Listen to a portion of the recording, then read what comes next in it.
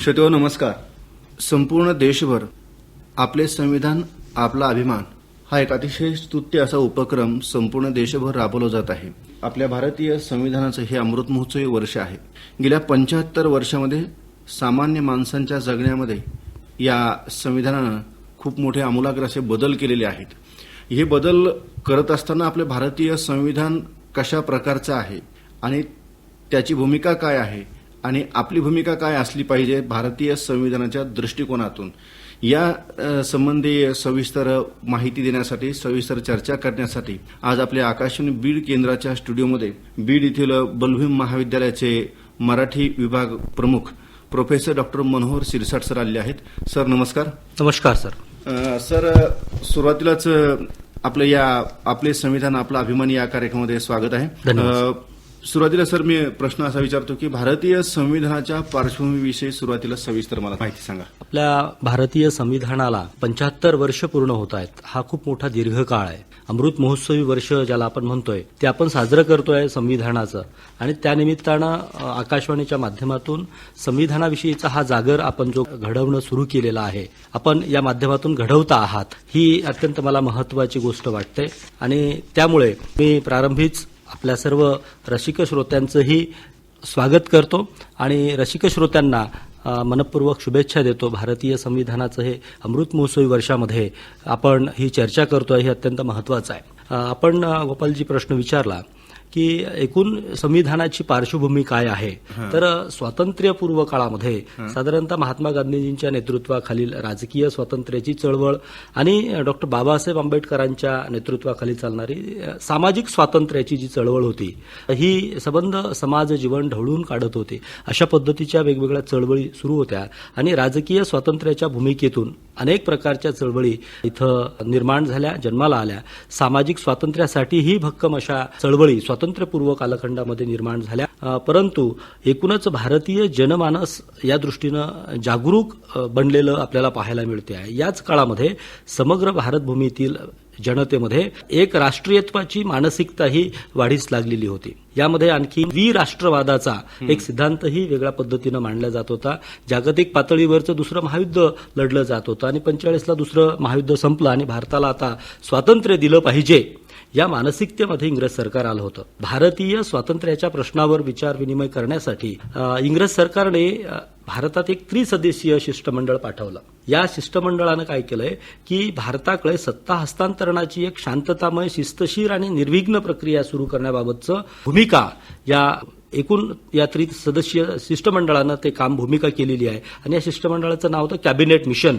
16 मार्च 1946 रोजी या कॅबिनेट मिशननं सत्ता हस्तांतरणाची प्रक्रिया योजना घोषित केली आणि संविधान निर्मितीच्या संदर्भामध्ये या योजनेमध्ये एक महत्वपूर्ण जी सूचना केली होती ती अत्यंत महत्वाची आहे. आणि ही पार्श्वभूमी समजून घेताना ती सूचना अशी होती की स्वतंत्र भारताचा राज्यकारभार करणारं संविधान निर्माण करणारी एक संविधान सभा स्थापन करण्यात यावी आणि त्यानुसार भावी काळामध्ये निर्माण होणाऱ्या संविधानात भारतीयांच्या आशा आकांक्षांचं प्रतिबिंब त्यामध्ये उमटलं पाहिजे. भारताच्या एकूण विकासाच्या दिशेनं वाटचाल होण्यासाठी भक्कम असं वैचारिक संविधानिक आधार या माध्यमातून मिळावा आणि म्हणून निवडणुकांच्या माध्यमातून संविधान सभा निर्माण झाली पाहिजे असा एक विचार त्यांनी दिला आणि त्यानंतर मग संविधान सभा निर्माण झाली. ही एकूण आपल्या संविधानाची एक पार्श्वभूमी म्हणून आपल्याला याकडे पाहता येईल. सर, भारतीयांच्या जीवनामध्ये संविधान अंगीकृत केल्यानंतर आता ते आपल्याला अंगीकृत आपण स्वीकारलेलं आहे. आता ते स्वीकारल्यानंतरचा जो काळ आहे या काळामध्ये कोणकोणता बदल झाला असं तुम्हाला वाटतं? काय आपला भारत देश 1947 साली इंग्रजांच्या जोखडातून स्वतंत्र झाला आणि आपण 26 नोव्हेंबर 1949 रोजी स्वनिर्मित संविधान अंगीकृत आणि अधिनियमित करून स्वतःला अर्पण केलं. बरोबर आहे. ही अत्यंत महत्वाची गोष्ट आहे. इथून पुढे मग आम्ही आमच्या राष्ट्रीय जीवनात सुरुवात केली. संविधानानं समग्र भारतीय जनतेला सार्वभौमत्व दिलं. ही अत्यंत अधोरेखित करण्यासारखी बाब आहे. म्हणजे देशाचं भविष्य कसं घडवायचं, देशाच्या सत्तेवर कुणाला बसवायचं, देशाचा विकास कसा घडवून आणायचा, देशात कोणत्या स्वरूपाची समाज रचना निर्माण करायची, कोणती जीवनमूल्य समाज माणसामध्ये रुजवायची, हे सर्व ठरवण्याचा अंतिम अधिकार हा संविधानानं समग्र भारतीय जनतेला दिला. ही अत्यंत महत्वाची गोष्ट आहे. आणि त्यावेळेसपासून मग भारत हे प्रजासत्ताक राष्ट्र बनलं. प्रजासत्ताक राष्ट्रामध्ये अंतिम सत्ता ही समग्र जनतेची असते.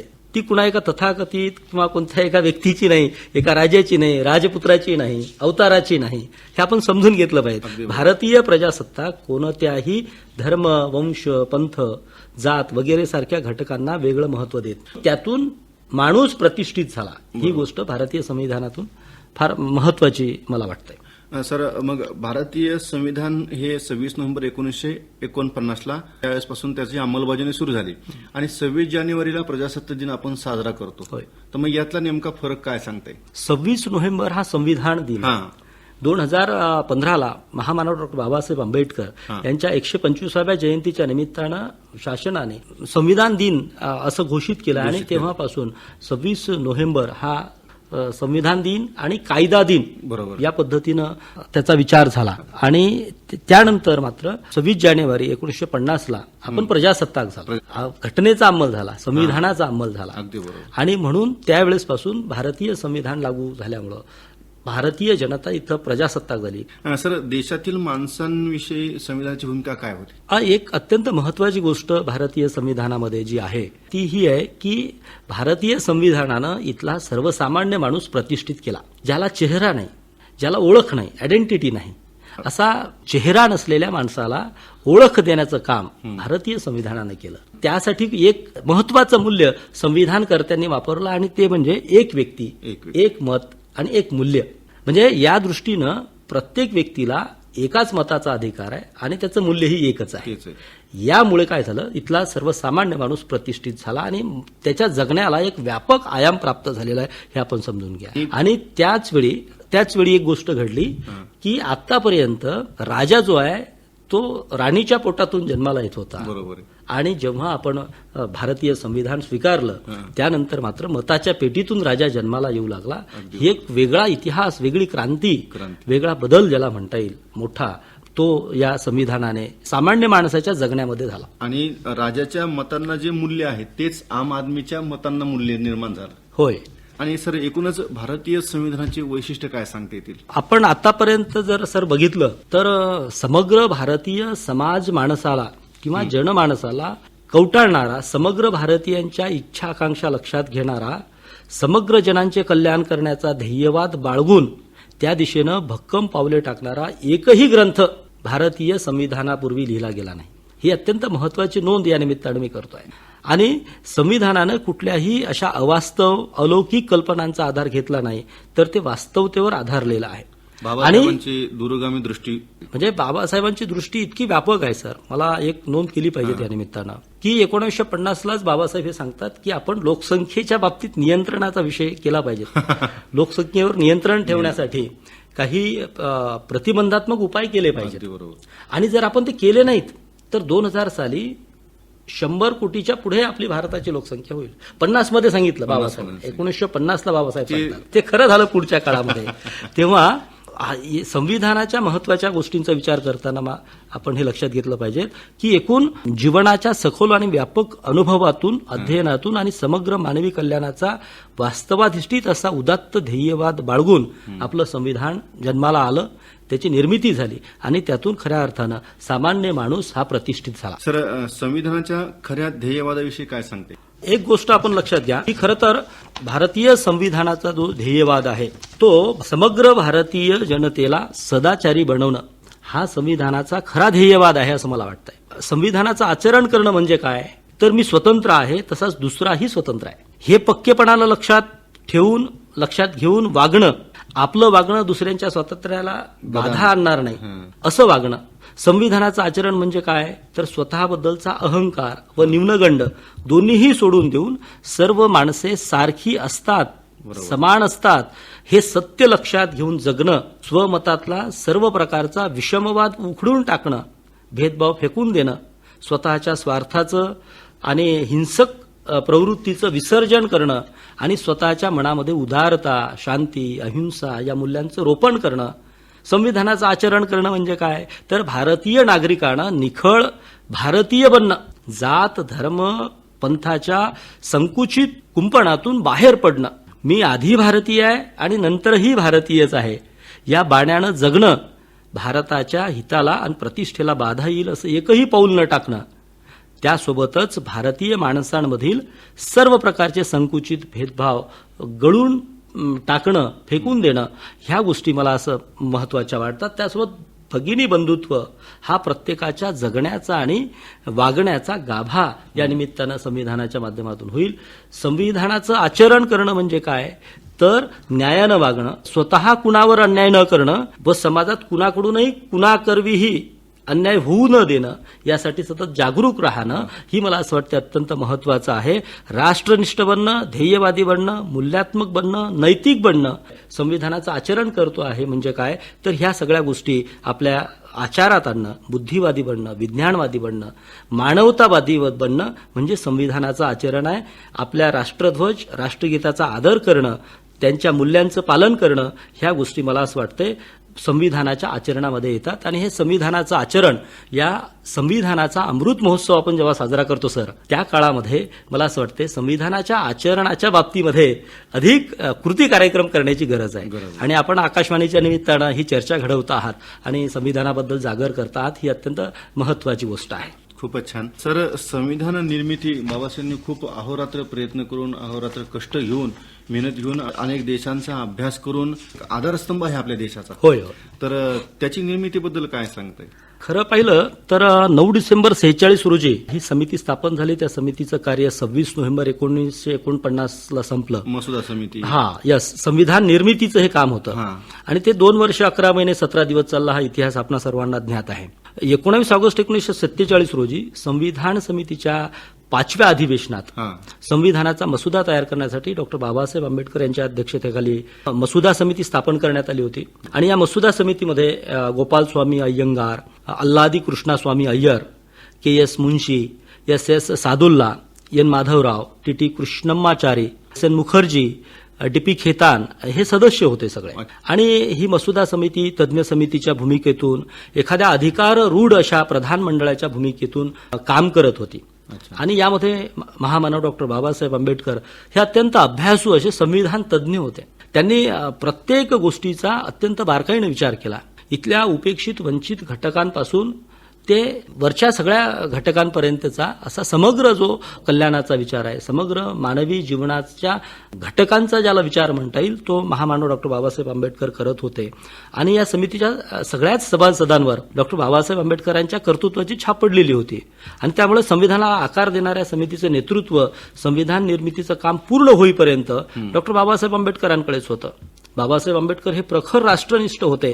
आणि त्यांना खरं तर भेदभाव विरहित एकजीव, उपक्रमशील, नवनिर्माणक्षम, बुद्धिवादी, विज्ञानवादी व सर्वांची सर्वांगीण प्रगती घडवून आणणारा भारत त्यातून घडवायचा होता संविधानाच्या माध्यमातून.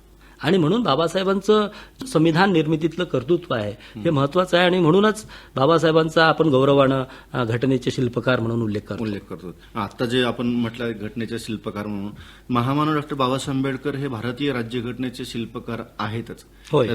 त्याच्या दृष्टिकोनातून काही सविस्तर माहिती याचे काही संदर्भ मी या निमित्तानं तुम्हाला देतो.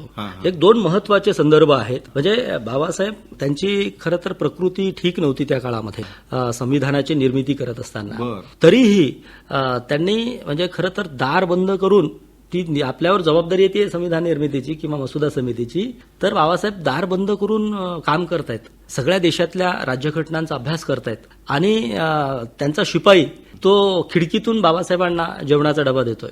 आणि कुणी जर व्हिजिटर आले तर त्यांना बाबासाहेब भेट देत नव्हते. इतकं गाढून घेतलेलं होतं या कामामध्ये बाबासाहेबांनी. पाठीचा त्रास होता बाबासाहेबांना. तरीही त्यांनी फार परिश्रमपूर्वक या संविधान निर्मितीमध्ये महत्वाचं काम केलेलं होतं. म्हणजे डॉक्टर बाबासाहेब आंबेडकरांनी संविधानाचा मसुदा तयार करण्याच्या उदात्त अशा कार्यामध्ये स्वतःला झोकून दिलं. आणि मसुदा समितीमधील इतर सदस्यांचा पुरेसा सहभाग नसून देखील प्रचंड मोठे कष्ट करून आपल्या देशाला एक उत्कृष्ट संविधान दिलं. डॉक्टर बाबासाहेब आंबेडकरांच्या संविधान निर्मितीच्या संदर्भातील सर्वश्रेष्ठ अशा कार्याबद्दल प्रतिक्रिया व्यक्त करताना मसुदा समितीचेच सदस्य असलेले टी.टी. कृष्णम्माचारी यांनी एका भाषणात असं म्हटलं, संविधान सभेने मसुदा समितीवर 7 सदस्य नियुक्त केले होते. त्यापैकी एकाने या सभागृहाचा राजीनामा दिला आणि त्याची जागा दुसऱ्याने घेतली. एकाचा मृत्यू झाला आणि ती जागा रिक्त राहिली. एक दूर अमेरिकेत निघून गेला आणि ती जागा भरली गेलीच नाही. आणि एक अन्य सभासद राज्याच्या राजकारणात गुंतून पडला आणि त्यामुळे तेवढी पोकळी त्याची निर्माण झाली.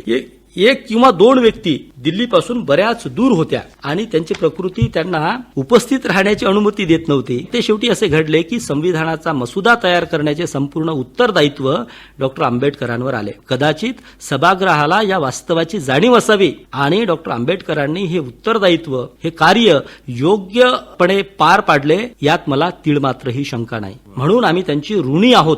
हे कृष्णम्माचारी यांनी केलेलं जे भाषण आहे, सभागृहातलं भाषण आहे, या भाषणावरून आपल्या लक्षात येईल की आणि भारताचे पहिले राष्ट्रपतीही डॉक्टर राजेंद्र प्रसाद डॉक्टर बाबासाहेबांच्या संविधान निर्मिती विषयक कार्याच्या संदर्भात असं म्हणतात की डॉक्टर आंबेडकरांची प्रकृती साथ देत नसतानाही अत्यंत दुष्कर आणि विद्वत परिश्रम त्यांनी या ठिकाणी घेतले आणि त्यांच्या या परिश्रमाने त्यांनी केलेल्या कार्याला तेजोवलय प्राप्त झाले. या पद्धतीचे गौरवोद्गार आपले पहिले राष्ट्रपती राजेंद्र प्रसाद यांनी देखील काढले. या दोन्हीही साक्षीदार असणारी ही सगळी माणसं आहेत. त्यांच्या ह्या प्रतिक्रिया ज्या आहेत अत्यंत बोलक्या आहेत आणि त्या सांगतायत की महामानव डॉक्टर बाबासाहेब आंबेडकर यांनी भारतीय संविधान निर्माणासाठी आपलं खूप मोठं योगदान या ठिकाणी दिलं आणि त्याच दृष्टीनं आपण खरं तर बाबासाहेबांचे कृतज्ञ असलो पाहिजेत. सर, संविधानाची एक तात्विक भूमिका काय सांगते? महामानव डॉक्टर बाबासाहेब आंबेडकरांनी या पद्धतीनं संविधानासाठी तर महत्वाची भूमिका दिलीच, परंतु त्यातील जो आशय आहे तो आशय इथल्या माणूस हा केंद्रबिंदू होता. आशा, आकांक्षा आणि त्यांच्या जाणीवा समृद्ध करण्याचं काम या संविधानानं केलं. संविधानातून प्रतिबिंबित झाल्या पाहिजेत आणि इथला सर्वसामान्य माणूस देखील त्या दृष्टीनं यामध्ये सहभागी झाला पाहिजे. मला असं वाटतंय की आपण संविधानाचं अमृत महोत्सवी वर्ष साजरं करतो आहोत तेव्हा डॉक्टर बाबासाहेब आंबेडकरांनी भारताच्या संविधानाचा मसुदा तयार करण्याचं काम जवळजवळ एक हाती केलेलं होतं. आपलं उत्कृष्ट असं बौद्धिक कौशल्यपणाला लावून स्वतःच्या शारीरिक स्वास्थ्याची तमा न बाळगता डॉक्टर बाबासाहेब आंबेडकरांनी केलेलं संविधान निर्मितीचं काम अत्यंत गौरवास्पद आहे आणि डॉक्टर बाबासाहेब आंबेडकरांनी केलेल्या या उत्कृष्ट राष्ट्रीय कार्याबद्दल प्रत्येक भारतीयाने त्यांच्याबद्दल कृतज्ञ असलं पाहिजे. प्रचंड मेहनतीतून या पद्धतीनं भारतीय संविधान, या कृतज्ञतेचा भाग म्हणून आपला देश भारतीय संविधानाचे शिल्पकार म्हणून डॉक्टर बाबासाहेब आंबेडकरांचा गौरव करतो हे आपल्याला माहिती आहे. तात्विक याच्याबद्दल एक प्रश्न विचारला. भारतीय संविधानाची जी तात्विक भूमिका आहे ती अत्यंत महत्वाची आहे. म्हणजे खरं तर एखादी घटना तयार होते, एखाद्या देशाची संविधान तयार होते आहे तेव्हा संविधाना निर्मितीच्या पाठीमागे काही एक भूमिका आहे आणि ती भूमिका मला असं वाटतं अत्यंत महत्वाची आहे. या संविधानामागील तात्विक भूमिकेचं पहिलं महत्वपूर्ण वैशिष्ट्य जर कुठलं असेल तर या भूमिकेनं माणसाला सर्वश्रेष्ठतेचे स्थान दिले. हे स्थान काय म्हणजे आतापर्यंत सर्वसामान्य माणूस या सगळ्या प्रक्रियेतून वजा होता, त्याला गौण स्थान होतं आणि जेव्हा आपण संविधान स्वीकारलं त्यानंतर सर्वसामान्य माणूस हा सर्वश्रेष्ठ झाला. या संविधानामुळे सर्वसामान्य माणूस की ज्याची ओळख नाही, ज्याला चेहरा नाही, चेहरा नसलेली माणसं होती आपल्याकडे, भारतीय नागरिक म्हणून त्या माणसाला जी ओळख निर्माण झाली ती ओळखच संविधानामुळे. यस, भारतीय संविधानाची जी तात्विक भूमिका आहे ही भूमिका खरं तर पहिली ही गोष्ट आहे की माणसाला सर्वश्रेष्ठ स्थान संविधानानं दिलं. दुसरी महत्वाची तात्विक भूमिका ही माणूस निसर्गतः स्वतंत्र असतो, ही आपल्या संविधानाची अत्यंत महत्वाची तात्विक भूमिका आहे दुसरी. आणि यामुळे काय झालं की आपलं स्वातंत्र्य आपल्याला जसं प्रिय आहे तसंच इतर माणसांनाही स्वतःचं स्वातंत्र्य प्रिय असते, हे प्रत्येक स्वतंत्र माणसानं लक्षात ठेवलं पाहिजे. ही भूमिका अत्यंत महत्वाची आहे. म्हणजे मी फार मोठा माणूस आणि मग माझ्या खालची जी सगळी माणसं आहेत ती माझी गुलाम आहेत, अशी असणारी सरंजामशाहीची जी मानसिकता आहे, गुलाम म्हणून बंदिस्त करण्याची जी मानसिकता आहे ती मानसिकता संविधानानं ब्रेक केली आणि इथं हे सांगितलं की प्रत्येक व्यक्तीला समान स्वातंत्र्य आहे. प्रत्येक व्यक्तीला जी मिळालेली संधी आहे ही संधी समानतेतून तो महत्वाचा, अत्यंत महत्वाचा विषय तुम्ही बोललात. संधीच्या समानतेमुळे तर खऱ्या अर्थानं इथला सर्वसामान्य माणूस या सगळ्या लोकशाही प्रक्रियेमध्ये सहभागी होऊ शकला आणि तो सहभागी झाला म्हणून पुढे जाऊ शकला. सर, आपले भारतीय संविधान एक तर ते लिखित स्वरूपाचं आहे. होय. आज 75 वर्ष झाली तरी आपला देश बाबासाहेबांनी दूरगामी पद्धतीने तयार केलेल्या संविधानानं चालतो आहे. होय, अगदी बरोबर. खूप मोठी देणगी आहे. अगदी बरोबर. बाबासाहेबांनी आपल्या देशासाठी जे लिहिलेलं संविधान हे एक अत्यंत महत्वाचं संविधान आहे. होय होय. तो आपल्या संविधान आपल्या देशाचा चेहराच आहे असं म्हटलं तर वावगं ठरतं. अगदी बरोबर. आणि त्यामुळं संविधानातली जी उद्देशिका आहे वी द पीपल, होय होय, तर भारतीय संविधानाच्या उद्देशिकेबद्दल थोडक्यात काय सांगता? यस, खरं तर भारतीय संविधानाची जी उद्देशिका आहे ती उद्देशिका म्हणजे एकूण संविधानाचा एक गाभाभूत घटक आहे, आत्मा आहे, मध्यवर्ती कल्पना आहे. यस, मध्यवर्ती कल्पना आहे. तुम्ही जसं म्हटलात की प्रत्येक माणसाचा म्हणजे जो हे आहे चेहरा आहे चेहरा आहे. तो संविधान आहे, हां. त्याचं अस्तित्व संविधान आहे. बरोबर आहे. हां. मी त्याच्या पुढे जाऊन आपण आता नवीन टेक्नॉलॉजीच्या सगळ्या याच्यामध्ये वावरतो आहोत. हां. भारतीय संविधान म्हणजे जीपीएस आहे. अगदी बरोबर. त्या जीपीएस नुसार म्हणजे भारतीय संविधान आपल्याला कोणत्या दिशेनं गेलो पाहिजे. जीपीएस ज्या पद्धतीनं आपल्याला वेगवेगळे रस्ते मार्ग मार्ग दाखवते त्या पद्धतीनं भारतीय संविधान हे जीपीएस आहे आपलं. प्रत्येक भारतीय नागरिकाचं कुठल्या आपल्या प्रगतीच्या वाटा आहेत, कोणत्या दिशेनं आपण गेलो तर आपलं सार्वभौमत्व अधिक अबाधित राहू शकेल, या पद्धतीचा विचार भारतीय संविधान आपल्याला देते. हे प्रास्ताविक हा आपल्या राष्ट्राच्या वाटचालीचा अत्यंत मूलगामी आणि वैचारिक मूल्यात्मक असा ठेवा आहे. म्हणजे प्रास्ताविक म्हणजे आपल्या देशाने केलेला दृढ संकल्प आहे, निश्चय आहे. अगदी बरोबर. हे लक्षात घ्या. म्हणजे देशाला सामाजिक व राजकीय स्वातंत्र्य मिळवून देण्यासाठी स्वजीवन समर्पित करणाऱ्या महापुरुषांनी भारताच्या भविष्यकालीन वाटचाली संदर्भातला जो उदात्त ध्येयवाद उराशी बाळगला होता, तो ध्येयवादच या प्रास्ताविकेमध्ये उतरलेला आहे. सर, एक तुम्ही साहित्यिक आहातच, मराठीचे प्रोफेसर आहातच. साहित्यिक या दृष्टिकोनातून आपल्या संविधानाची भूमिका काय आहे, कसं सांगता येईल? खरं तर प्रास्ताविकेमध्येच आम्ही भारताचे लोक, हां, आहे की नाही, हां. इथून सुरुवात आहे. विथ द पीपल त्याचा उल्लेख तुम्ही केला आहे की नाही. म्हणजे सर्वसामान्य माणूस हा आपण केंद्रबिंदू मांडला. म्हणजे भारतीय संविधान निर्मात्यांनी प्रत्येक माणूस हा केंद्रबिंदू मांडला. आणि त्यामुळे आम्ही भारताचे लोक स्वतः प्रत अर्पण करत आहोत. ही जी अर्पण पत्रिका आहे कुठल्याही अर्पण पत्रिकेपेक्षा निराळी आणि वेगळी आहे. खरं तर भारतीय संविधान हा भारताचा सर्वोच्च कायदा आहे आणि हा दस्तऐवज मूलभूत राजकीय संहिता, संरचना, कार्यपद्धती, अधिकार आणि सरकारी संस्थांची कर्तव्ये आणि मूलभूत अधिकार, मार्गदर्शक तत्वे आणि नागरिकांची कर्तव्य आधारित असणारी एक चौकट आपल्यासमोर मांडते आहे. हे जगातलं सर्वात मोठं लिखित संविधान आहे भारतीय संविधान. आणि त्यामुळे या सगळ्या संविधानाचा एक गाभाभूत विचार ज्याला म्हणता येईल तो आपल्या अर्पण पत्रिकेमध्ये, आपल्या उद्देशिकेमध्ये संविधान निर्मात्यांनी दिलेला आहे. आपण एक राष्ट्रीयत्वाची भावना आपल्यामध्ये कशी निर्माण करता येईल यासाठी पुढच्या काळामध्ये काम करण्याची मला गरज वाटते मोठ्या प्रमाणात. अच्छा सर, एक साहित्यिक या दृष्टिकोनातून आपली संविधानाविषयीची भूमिका काय? भारतीय संविधान हा आपला आचार धर्म बनला पाहिजे. तो मला असं वाटते आपला एक सर्वांचा एक आचार ग्रंथ आहे. आपल्या जगण्याची जी आचारसंहिता आहे, म्हणजे हे सगळं जे आहे आपलं मूल्य असतील, आपली संस्कृती असेल, ही काही असं आकाशातून खाली पडत नाही. सर्वसामान्य माणसांच्या सगळ्या जगण्याचा तो भाग असतो. आणि म्हणून आपल्या जगण्याला संविधानिक मूल्य कशी प्राप्त करून देता येतील, लोकशाही मूल्य आपल्या जगण्यामध्ये अधिक कशी आणता येतील, विकसित करता येतील, ह्या गोष्टी मला साहित्याच्या दृष्टीने अधिक महत्वाच्या वाटतात. मी त्याचा उल्लेख तुम्हाला केला की स्वातंत्र्य लढ्यात ज्या पद्धतीनं अनेक कवींनी आपलं योगदान दिलं, अनेक गीतं लिहिली, त्या पद्धतीनं आत्ताच्या साहित्यिकांनी अमृत महोत्सवी वर्षामध्ये संविधानाचा जागर अधिक व्यापक स्वरूपात करणं गरजेचं आहे. संविधानामध्ये असलेली जी काही मूल्य, ती मूल्य अधिकाधिक लोकांपर्यंत पोहोचवण्याचं काम केलं पाहिजे आणि त्यासोबत हा आपला आचार ग्रंथ ठरला पाहिजे. यासाठी म्हणून काही कृती कार्यक्रम करण्याची गरज आहे. म्हणजे स्वातंत्र्य, समता, बंधुता, सामाजिक न्याय ही जी मूल्य आहेत सगळी लोकशाहीची, मानवतावाद आहे, विज्ञाननिष्ठा आहे, ही मूल्य अधिकाधिक समाजामध्ये कृतीप्रवण करण्याची गरज आहे. आणि ते कृतीप्रवण करताना साहित्यिकांनी अधिक व्यापक प्रमाणामध्ये आपलं योगदान देण्याची गरज आहे असं मला वाटतंय. सर, शेवटी जाता एवढंच विचारतो की संविधानाचं हे आपले भारतीय संविधान जे आहे किंवा राज्यघटना आहे, ह्याचं हे अमृत वर्षवी वर्ष आहे. गेल्या 75 वर्षामध्ये सामान्य माणसांच्या जगण्यामध्ये आमूलाग्र असे बदल झालेले. होय. हा बदल कशा स्वरूपाचा आहे? खरं तर सामान्य माणसाचं जगणं हे म्हणजे 50च्या पूर्वीचं भारतीय नागरिकांचं आयुष्य आणि 50 नंतरचं जे आयुष्य आहे, 1950 नंतर आपण घटना स्वीकारली. 50च्या पूर्वी इथला भारतीय नागरिकाचं जगणं आणि 1950 नंतर इथल्या भारतीय नागरिकाचं जगणं यामध्ये म्हणजे फार मोठं अंतर, जमीन आसमानचा बदल ज्याला म्हणता येईल, तो फरक आपल्याला पाहायला मिळतो. संविधान स्वीकारल्यानंतरचा मोठा बदल झाला. एक संविधान स्वीकारल्यानंतर काय झालं तर शिक्षण सक्तीचं मोफत सार्वत्रिक झालं. अगदी बरोबर. सर्वसामान्य माणसातली खेड्यापाड्यातली वाड्या तांड्यावरची पोरं शिकायला लागली. शिकायला लागली. आणि म्हणून आमच्या मराठी साहित्यामध्ये 1960 नंतर वेगवेगळे साहित्याचे प्रवाह जन्माला येऊ शकले. याचं कारण काय?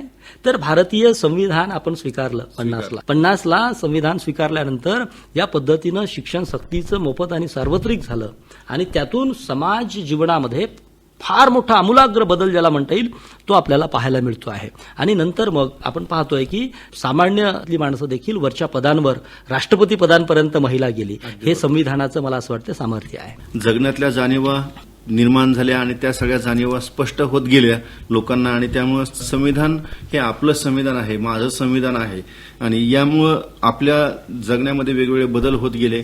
सर, आज आपण आकाशवाणी बीड केंद्राच्या स्टुडिओमध्ये येऊन एकूणच आपलं संविधान आपला अभिमान या अभियानाच्या अंतर्गत आपण खूप सविस्तर असे छान असे भारतीय संविधान पार्श्वभूमी निर्मिती आणि येणाऱ्या काळामध्ये भारतीय संविधानाच्या संदर्भातून काय करायला पाहिजे याबद्दल आपण सविस्तर माहिती दिली. त्याबद्दल मी आकाशवाणी बीड केंद्रातर्फे